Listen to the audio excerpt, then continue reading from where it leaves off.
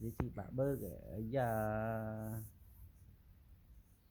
vì chị bạ bơ siêu chị bạ bơ lên học dùng tê cái này slow slow nè hey.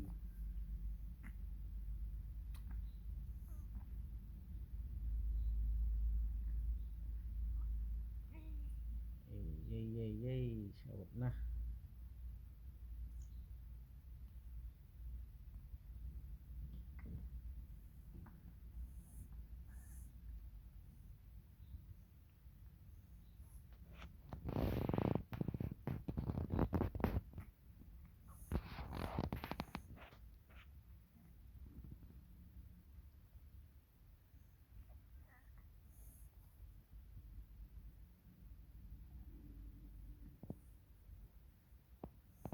ít awan vô số lì awan học dùng tê